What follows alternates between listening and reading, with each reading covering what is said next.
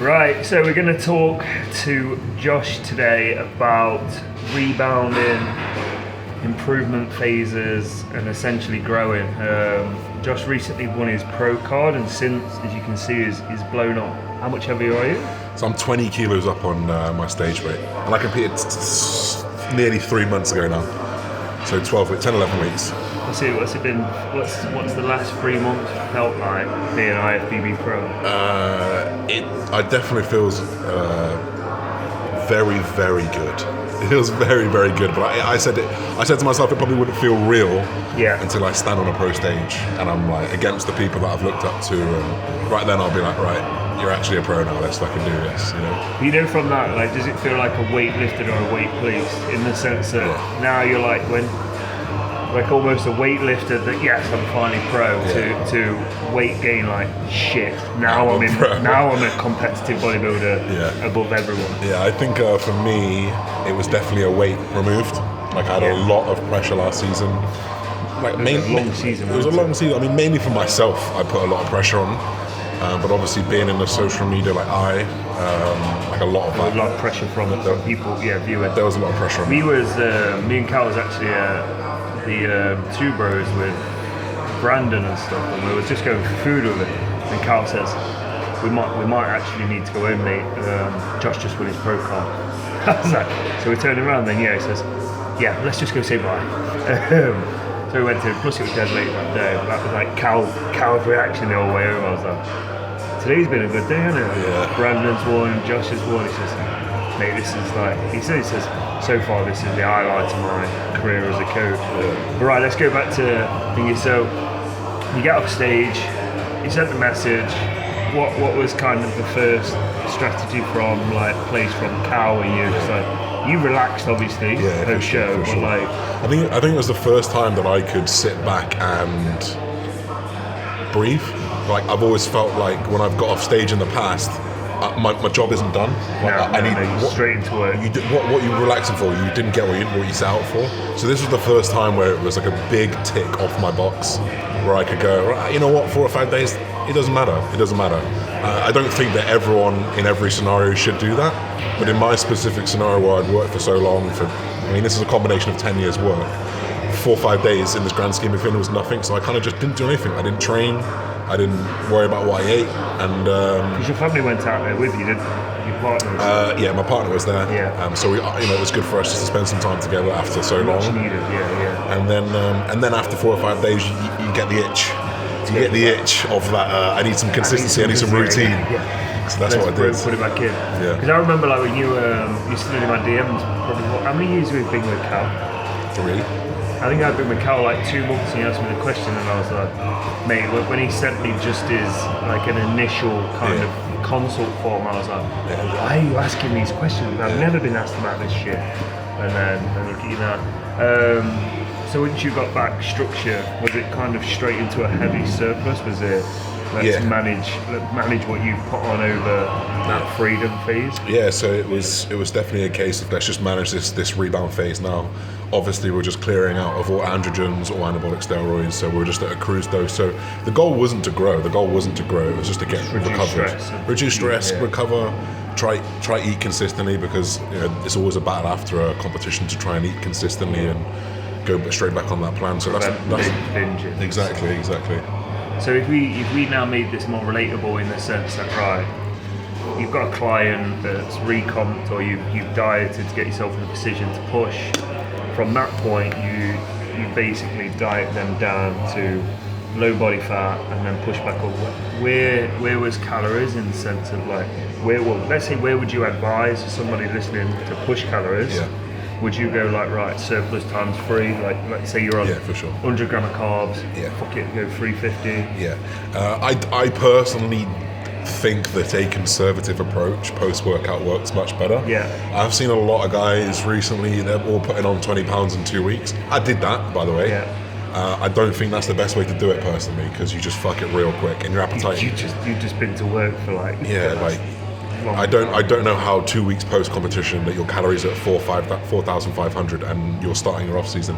It kind of, for me, it makes the climb a lot harder, because where do you finish? 6,000, 7,000. Like that's really, really difficult. All your meals, so I much prefer chilling out for a couple of days, then setting a structure that's perhaps anywhere from 600 to 1,000 calories. If they're slightly bigger, probably going to go towards the 1,000 calories. If they're slightly smaller, maybe female, it's probably going to be 600 calories. I'm also going to take away your cardio, and I'm going to very much try and control that rate of gain as you come up. Probably going to be the quickest rate of gain that you have all season, but very much it will taper off, as it gets harder and harder to go up. Excessive.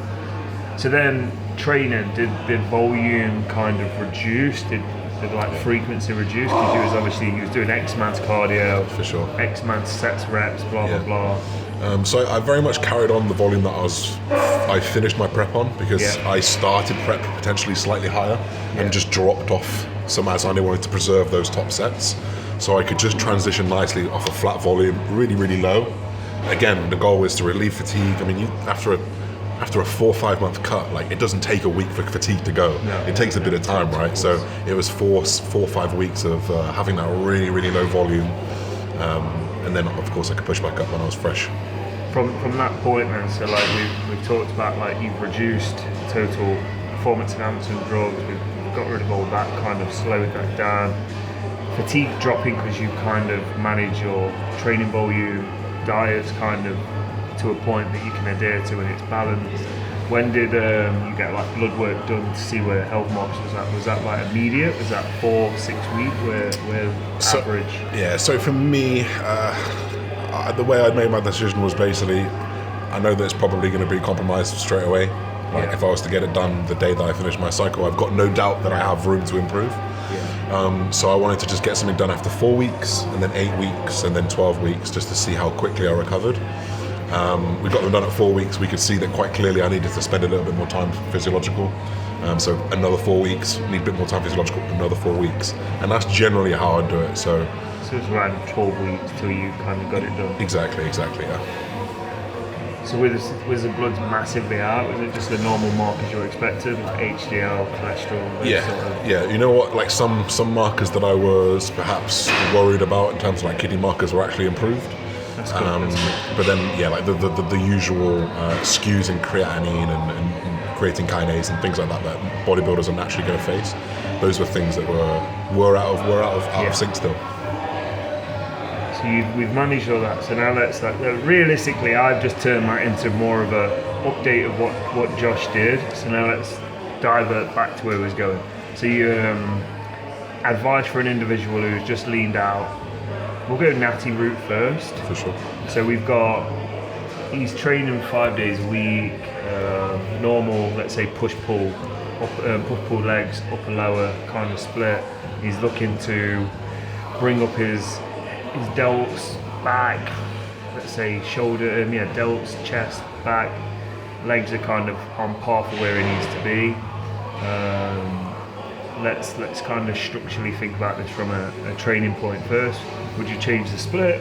Would you increase calories on particular days? Rotate certain like let's say carb cycling in the sense that training day, non-training day? What would your advice be to? So I'd definitely refocus where that actual training volume's going. Obviously you sound like a men's physique competitor, right? So a men's physique competitor, you do not need to be training your legs 3-4 times a week, 2-3 times a week, because ultimately you hide them. So I'm very much gearing a lot of that training volume towards the upper body. So a push-pull legs upper lower split. Perhaps I would probably take out one of those lower splits and put in another push session, take out that upper and just gauge it how I would. But you've got to consider that if you do more frequency of your upper body, that total working volume within that specific training day, it has to come down a little bit. So then, like, something perfect for me would be like a push, a pull, a rest, a push, a legs, and then a pull. That's what I've been doing for a while. And that works really, really well to hit that upper body twice a week. Arms you hit a couple times a week as well. And you've got your legs on that background of once a week. And like similarly with carbohydrates, like training days, non-training days, like we have a higher glycogen demand on those training days. So we just feed that glycogen demand. And while we take carbohydrates out on a non-training day in order for us to not have such a big calorie difference from training day to non-training. A little bit is obviously fine because there is less calorie output. We're bringing up those fats just to make sure that there's more micronutrition, but also more calories from fats. You're not having such a massive drop-off in calories from day to day. So there's still that recovery capability. Then go into, let's say, like from an individuality point, what would you watch for in terms of recovery based on training? Yeah. What would you watch for in terms of, let's say, the scale weight, it's not moving? Would you think, right, okay, let's move less, or would we immediately eat more? Yeah, it's a hard question because obviously body composition we don't visually know here, but from an aspect of somebody, what would you watch for? Generally speaking, I'm looking for things like appetite. I'm looking for things like progression, how quick, how slow that is going to be. I'd like to see progression most sessions, if not all sessions, and I'd like to see body weight changes all weeks, if most weeks, if not all weeks, just so that there is a significant average trend that it's moving up. And if there isn't any moving up in the scale, if you're in an off season, for example, I'm most likely going to push up food to a tolerable place. When it's intolerable, you might have to try and move less, or even move more to try and facilitate more appetite. It's very much you've got to turn a few cogs to find out what works. With that then, with like, you've managed all that, at what point does an individual need to maybe take a reduction in food? If, let's say, appetites come to the peak and they're like literally, you're at that point of an off-season improvement phase where you literally are taking 45 minutes to eat what used to be a 10-minute meal because you're not there, would you implement a diet break or reduction in overall food volume? Yeah, exactly that. I think I've been in that position. In fact, I think if I have a weak point, it's my ability to eat. I eat like a fucking fairy. I like once I get to like 4, 5, 4, 6, appetite just goes no matter how lean I am. And it's quite frustrating, so I have to really force feed myself. So if you cannot endure that force feeding, which I can endure at the moment, you can't eat, you can't grow, so you have to facilitate your ability to eat again. And if that means going on a diet phase for however long, that's exactly what we're going to do. And I often find that like a short, sharp 4 to 8 week, because it depends how long we need to run it. Deficit tends to bring appetite back really, really quickly, and kind of reset that kind of metabolism to be able to push back up again. Makes you kind of realise, why am I being a bitch and moaning about the food when like now I'm eating less food? Exactly. I think that pretty much covers that. Now, at what point from like somebody that isn't being coached would you go, right, you've put on X amount of tissue, we're now seeing the high levels of body fat being attained, let's now pull back down into a body recomp diet, whatever the person would individually call this? Where would you go for an intense kind of quick cut for that to get straight back into a push, or would you go for something a little bit slower pace? I think if the intention is to get appetite back and to pull off some body fat, and the intention is not to compete and get super lean, I'm going harder, I'm going faster. I think the thing that's hard about a prep is the accumulative fatigue. Whereas if you're doing a mini cut, like you don't have that time to accumulate the fatigue. Like you're gonna get tired and you're gonna be hungry, but like you don't know true fatigue like when you've been dieting for 8 weeks. It's nothing. So I'm very much of the opinion that you could go a little bit harder, a little bit faster, if the goal is specific to growing and getting straight back. Exactly. It's a long-term plan. Would that then be like, when you say short, on average, what's the shortest you've done? 4 weeks, 6? Yeah, 4 weeks is the shortest I've done with me already client. But you do have clients and you do have people, for those of you guys who might be watching it, who don't respond. And like you have people who are eating 5,000 calories, you take them down to 4 and nothing happens. Like I've had that tens of 20s of hundreds of times that where you take down calories and people don't change. So you need a bit of time for whatever reason to get the metabolism reactive, to get yourself into a true deficit. Like it does take a bit of time. So I that's why I never say, 4 to 6 weeks. Like 4 to 6 weeks not long. 4 to 8 to 10 weeks. Like, you may be that person who needs 10, you may need 4. You've got to be able to gauge that if you're that person. Individuality based on their lifestyle. With you're sponsored by Insight Subs, aren't you? Indeed. Like, and we're not doing this. We're not doing this to plug it, but we've spoke about appetite being suppressed. We've spoke about intense kind of cutting. We've spoke about pushing phases. So now let's look at, like, from a supplementation point, what would your go-to subs be if somebody's appetite was to become compromised and they couldn't eat? Would it essentially be, right, stop eating, reduce calories, or initially would you implement supplementation to help with that? I don't know if I've ever done that. I've used these like glucose disposal agents. And I've used glucose disposal really agents. I've used digestive enzymes. I don't know. Do you think they help with appetite? Like, I personally don't know that answer. I don't think no. In my head, I kind of think that your ability to eat is going to come off of like you say, your total expenditure, the amount of food that you can openly enjoy. Like digestion enzyme is going to help digest food, but it's not going to stop you. It's not going to help you become ravenous, is it? Like there's that AD have a supplement, ravenous. Like I've never used it. I've never read any literature on it. Yeah, I've never. Like, my head's a bit. So maybe that's where I need to. I usually just implement insulin. No, I'm joking. Lantus. And then so there's appetite. Now we go into an intense cut, right? Yes. So you're that individual who needs 4 weeks. Are we looking at kind of your Himbine? Are we looking at like an over-the-counter fat burner? Yeah. What do? So I've done the mini cut with your Himbine, clenbuterol, things like that. Yeah. I've always found that the stress on the nervous system and the impact on sleep recovery often outweighs the result. Whereas if you're in a deficit, or if you're in a competition cut, right, the goal is fat-free. So you can use those things to facilitate it, because at the sacrifice of whatever, adrenal fatigue, any type of fatigue, you go into that goal. You'll go into that goal. Whereas when the goal is to get back up into a surplus, personally, I find that your Himbine and Clen and things like that, they just offer a little bit too much stimulus, a little bit too much sympathetic drive, for example. Is there anything that, let's say, Insight subs you'd recommend, like, on that, or just food calorie deficit? Yeah, man, I'm the worst sponsored athlete ever. He's not recommended one single product yet, Insight. Like, come on. Bit of creatine, monohydrate from Amazon. So we've done what we've done here. We've done the fat burners. We've done aid for digestion. Pushing up, it's not really any. I think for me, supplements they plug a gap if you're not filling it yourself. Yeah. For example, nutrition. For example, micronutrition, and they also help in terms of getting more calories in, like whey and highly branched secondation. Like, that's literally all I use supplements for. Is to fill gaps that are potentially there from inadequacies in my diet. So you can have a full-fledged diet which covers everything that you need and probably needs 0 supplements. But there's still value in some supplements, like things like caffeine.